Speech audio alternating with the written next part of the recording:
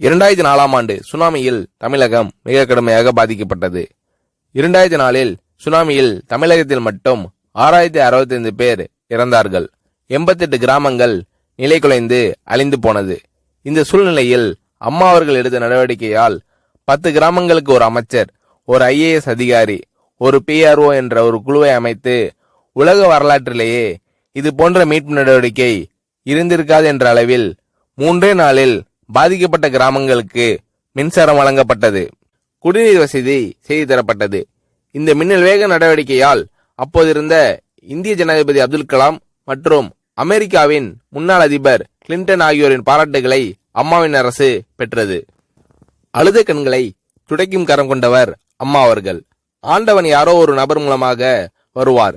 தமிழ்நாட்டிற்கு கிடைத்த தெய்வம் அம்மா அவர்கள்.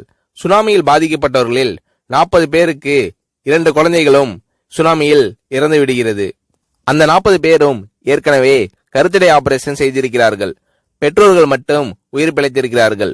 உயிர் பிழைத்தவர்களுக்கு இனி குழந்தை கிடையாது என்ற நிலையில் அவர்களுக்கு கருணைவு ஆபரேஷன் செய்து அவர்களில் பல பேருக்கு குழந்தை பிறந்து அந்த குழந்தைகள் இன்று பள்ளிக்கு சென்று கொண்டிருக்கிறார்கள்.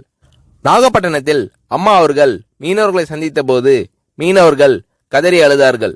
அவர்களிடம் அம்மா அவர்கள், நான் இருக்கிறேன், நீங்கள் கவலைப்படாதீர்கள், இழந்து போன உயிரை தவிர மீதி அனைத்தையும் நான் உங்களுக்கு தருவேன் என்று அவர்களுக்கு தேவையான அனைத்து உதவிகளையும் செய்து தந்தார் அம்மா அவர்கள்.